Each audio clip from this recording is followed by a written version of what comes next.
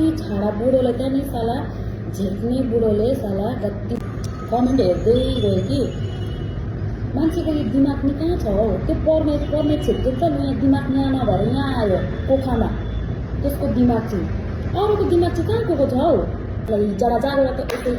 यसरी ताली बजाएर हेर्नु साला गाउँमा गएर जा 19 जुनको दिनमा चाहिँ मैले एउटा भिडियो बनाएको थिएँ आकृति तामाङको लागि हैन त्यसले मेरोमा कमेन्ट गरेको थियो भ्युजको लागि के गरेको भनेर चाहिँ लेखेको थियो नि त त्यसमा चाहिँ मैले अब फेसबुकमा भिडियो इज्जतसँगले बहिनी भनेर सम्बोधन गरेर चाहिँ इज्जतसँगले चाहिँ बहिनी भनेर फेसबुकमा भिडियो चाहिँ भ्युजको लागि नै अपलोड गर्छ बहिनी पिएचडी गर्नु कोही युपिएससी क्लियर गर्नु चाहिँ गर्दैन भनेर एउटा फन्नी खालके भिडियो बनाएर हालेको थिएँ हैन जो चाहिँ मैले एउटा भावपूर्ण हिसाबले चाहिँ बहिनी भनेर बनाएको छु है त्यो तपाईँहरूले नि हेर्नु सक्नुहुन्छ 19 जुनको दिन तर हिजोको दिनमा चाहिँ यसले त्यो भिडियोको रिप्लाई दिएछ त्यसमा चाहिँ मलाई के भनेको रहेछ झ्याक्ने बुढो छक्का हिजाडा भनेको रहेछ के अब मैले पहिला दिने रेस्पेक्ट है एउटा बहिनी भनेर तर डिजर्भ गर्नु सक्नु पर्यो नि त यसले बहिनी अन्त म यो अब आकृति तामाङ भन्ने झ्याक्निनीलाई चाहिँ के भन्छु भनेपछि सुन झ्याक्निनी तेरोमा दमै थियो भने त्यति बेला त्यसको रिप्लाई दिन सक्थिस् हैन आजको दिनमा आएर चाहिँ तेरो फेरि पता नै केमा कहाँबाट हर्ट भयो इगो हर्ट भयो कि के भयो हैन अन्त तँ पनि तँलाई त फेरि सबै थाहा रहेछ छक्का हिजाडाले यसो गर्छस् तँ पनि त्यही धन्दा त गर्दैनस् तँ पनि हेर्दा मात्र केटी जस्तो लाग्दैछस् तँ त लेस्बियन जस्तो लाग्दैछ मलाई पनि हो अन्त तँ लेस्बियन सुन तँ झ्याक्नीलाई चाहिँ म के भन्छु भनेपछि एउटा फेसबुकमा कन्टेन्ट बनाएर उत्रिसकेपछि राम्रो नराम्रो दुई प्रकारकै कमेन्ट आउँछ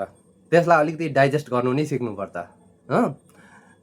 तैँले कन्टेन्ट बनाउँछस् तेरोमा सबै 100% राम्रो आउँछ भन्ने नि छैन मैले कन्टेन्ट बनाउँछु कसैको नै आउँदैन 100% वाह गुड भन्ने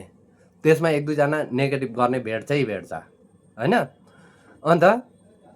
त्यसमा चाहिँ म तँलाई के भन्छु भनेपछि रेस्पेक्टको लाइकै छैनस् के बुझिस् मैले त्यसमा तँलाई एउटा स्ल्याङ वर्ड युज गरेर बनाएको छुइनँ नि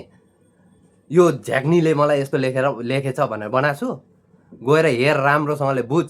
हुनु त अब तँ त्यहाँनिर बहिनी सैनी दिदी सिदी भन्ने उयो नसुन्ने जग्गामा बसेको होलास् हैन तैँले त्यस्तै खालके उयो नै एक्सपेक्ट गर्छस् त्यस्तो खालके भाषा नै एक्सपेक्ट गर्छस् तँलाई अहिले त्यहाँनिर जुन भाषामा बोलाउँदैछ नि दिदी बहिनी भन्ने वर्डहरू तैँले सुन्दैनस् होला त्यहाँबाट तैँले अहिले जुन चाहिँ वर्डहरू सुने त्यो तँलाई बोलाउँदाखेरि सम्बोधन गर्छ नि त्यही एक्सपेक्ट गर्छस् होला हैन अन्त तँ झ्याक्नीलाई चाहिँ म के भन्छु भनेपछि तँहरू लिमिट क्रस गर्छस् भने म पनि साह्रै हेरै क्यारेक्टर सर्टिफिकेट देखाउनु चाहिँ आएको होइन तै ल झ्याक्नी अब यो हेरेर फेरि अर्को बनाउँछस् होला हैन लेस्बियन झ्याक्नी ल बना फेरि म तेरो रिप्लाई दिनु तयार छु बुझिस् झ्याक्नी कसैले बहिनी भन्दैछ भने चाहिँ त्यो बहिनीको जग्गामा बस्नु सिक तेरो त्यो इलिटरेटवाला भाषा चाहिँ तेरो यो सोसियल मिडियामा लिएर नआइज मेरो पनि म पनि मान्छे हो सहनु पनि धेरै हुन्छ फेरि तँहरू मुख छाडेर बनाइस् भने त म पनि त्यसको रिप्लाईमा मुखै छाडेर बनाउँछु मलाई कोही क्यारेक्टर सर्टिफिकेट फेसबुकमा दिनु छैन बुझिस् झ्याक्नी